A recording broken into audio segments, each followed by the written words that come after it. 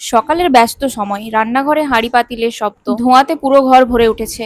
রিনা কপাল মুছতে মুছতে রান্না করছে, সৌরভ ড্রয়িং রুমে বসে ফোন স্ক্রল করছিল। হঠাৎ সে হাঁক দিল, শোনো রিনা, আমি তোমায় ভীষণ ভালোবাসি, তুমি না থাকলে আমি কিছুই না। রিনা তখন ভাতের হাঁড়িটা নামাতে নামাতে হাতে একটু ছ্যাঁকা খেলো, আলতো হেসে উত্তর দিল, জানি। মুখে হাসি থাকলেও চোখে ব্যথার ছাপ। সৌরভ সেটা টেরই পেল না। সেই সময় শাশুড়ি মা রান্নাঘরে ঢুকলো। ওরে বাপ রে, হাতটা লাল হয়ে গেছে কেন? আমি তো কতবার বলেছি তোকে গরম হাঁড়ি না ধরতে। দাঁড়া, আমি বরফ নিয়ে আসছি। তিনি দৌড়ে গিয়ে বরফ এনে হাতের সাথে সাথে বসিয়ে দেন। রিনার চোখ ভিজে আসে, কিন্তু শাশুড়ির হাতটা শক্ত করে চেপে ধরে। এক রাতে রিনা ভীষণ জ্বরে পড়েছে, শরীর দুর্বল, বিছানায় শুয়ে আছে। সৌরভ কাজের ব্যস্ততায় তাড়াতাড়ি করে শার্টটা পরতে পরতে, শোনো, ওষুধটা খেয়ে নিও, আর শোনো, আমি তোমায় ভীষণ ভালো বলেই অফিসে বেরিয়ে গেল। ওষুধের খোঁজও নিল না। কিছুক্ষণ পর তার ননদ পিউ এসে দেখ রিনার গা জ্বরে পুড়ে যাচ্ছে। বৌদি দাঁড়াও, আমি এখনই ভেজা কাপড় নিয়ে আসছি। সে নিজের হাতে কপালে ঠান্ডা কাপড় চাপিয়ে দেয়, এক বাটি স্যুপ বানিয়ে আনে। রিনা চোখ বন্ধ করে ভাবে, এই হলো আসল ভালোবাসা। বৃষ্টির এক সন্ধ্যাবেলায় রিনা বাইরে যাচ্ছে। সৌরভ রিনার দিকে তাকিয়ে বলল, যাও যাও, বৃষ্টিতে ভিজলে কিন্তু তোমাকে বেশ সুন্দরই লাগবে। রিনার হাতে ছাতাটা ধরিয়ে দিয়ে শাশুড়ি মা বলল,